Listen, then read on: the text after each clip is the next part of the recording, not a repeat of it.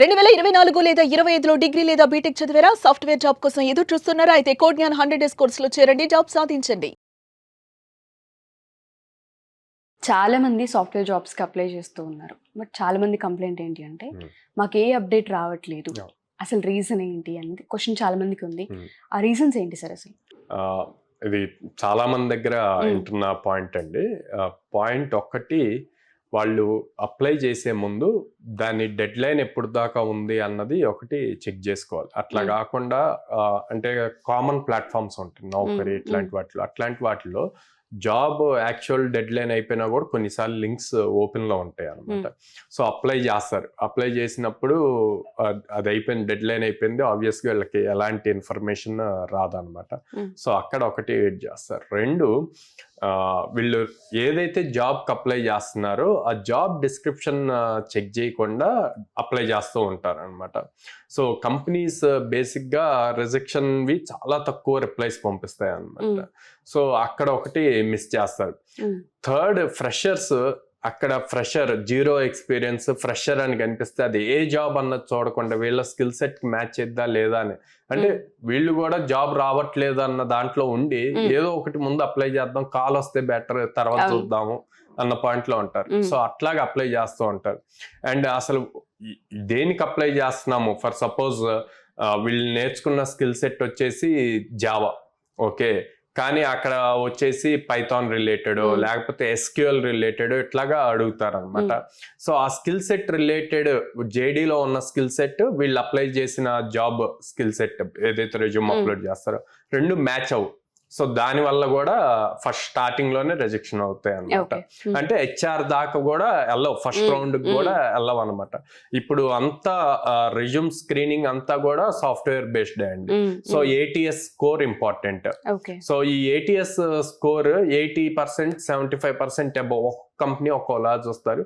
ఆ skill sets match అయితేనే next round కి ఎలిజిబుల్ అవుతారు అనమాట. ఇప్పుడు ఇంకా పెద్ద మిస్టేక్ ఏం చేస్తున్నారంటే ఆ ఏటీఎస్ స్కోర్ రావటం కోసం ఏఐని యూజ్ చేసి రెజ్యూమ్స్ అప్డేట్ చేస్తున్నారు. సో 95% యాక్యురసీ వస్తుంది.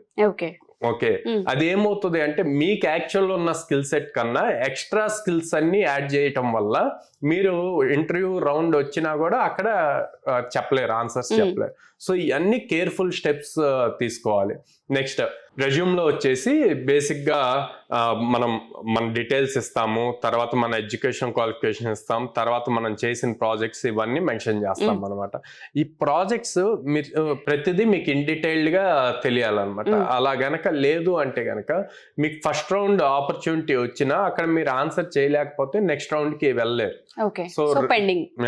సో అక్కడ resume plays the key role. And ఇంతమంది ఆఫ్లైన్ ఇంటర్వ్యూస్కి వెళ్ళినప్పుడు మీరు ఎందుకు సెలెక్ట్ చేయాలి, మిమ్మల్ని ఎందుకు సెలెక్ట్ చేయాలి వాళ్ళందరిలో అంటే మీకు ఒక యూనిక్ క్వాలిటీ ఉండాలి, మీకు ఇన్ డెప్త్ స్కిల్ ఉండాలి. సో అవన్నీ కూడా ఫ్యాక్టర్ అవుతాయి. ఇట్లా మల్టిపుల్ థింగ్స్ ఫ్యాక్టర్ అవుతాయి. కాబట్టి చాలా మంది అప్డేట్ రాలేదు అనుకుంటున్నారు, కానీ వాళ్ళు ఫాలో అవుతున్న ప్రాసెస్ కరెక్టా కాదా అన్నది చెక్ చేసుకోవట్లేదు. సో కొన్నిసార్లు మన మిస్టేక్స్ వల్ల కూడా ఇది జరిగే అవకాశం అంటే రెజ్యూమ్ కి అప్డేట్ రావట్లేదు, మీరు అప్లై చేసిన జాబ్ నుంచి అప్డేట్ రావట్లేదు అంటే మీ దగ్గర స్కిల్ సెట్ లేదు అని కాదండి. దానివల్ల డిసప్పాయింట్ అవ్వాల్సిన అవసరం లేదు. కొంచెం చిన్న చిన్న కరెక్షన్స్ చేసుకుంటే సరిపోద్ది. ఏంటి, ప్రాపర్ చెక్ చేసుకోవాలి వచ్చిన జేడీ ఏంటి, మన దగ్గర ఉన్న స్కిల్ సెట్ ఏంది, అండ్ జాబ్ ఇంకా డెడ్ లైన్ ఉందా లేదా, డెడ్ లైన్ బిఫోరే అప్లై చేస్తున్నామా లేదా, ఇట్లాంటి చిన్న చిన్నవి చెక్ చేసుకుంటే గనక కంపల్సరీగా అప్డేట్స్ వస్తాయి, జాబ్ క్రాక్ చేయొచ్చు. ఓకే. అండ్ ఎవరైతే కోడ్9లో జాయిన్ అవ్వాలి అనుకుంటున్నారో 2025 పాస్డ్ అవుట్ అయ్యి బయటకు వచ్చిన ప్రతి స్టూడెంట్ కూడా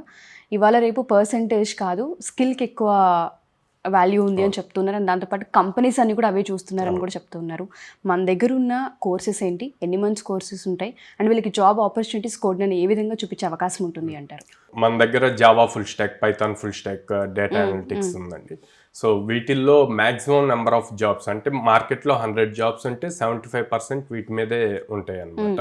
సో కోడ్9 అన్నది ఆల్మోస్ట్ 800+ కంపెనీస్తో అసోసియేట్ అయ్యింది. సో దానివల్ల almost every alternate day drive జరుగుతుంది.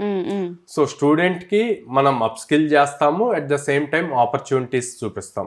సో దానివల్ల ప్రతి స్టూడెంట్ జాబ్ క్రాక్ చేయడానికి 100% ఛాన్సెస్ ఉంటాయి అన్నమాట. సో మిమ్మల్ని అప్రోచ్ అవ్వాలంటే ఎలా?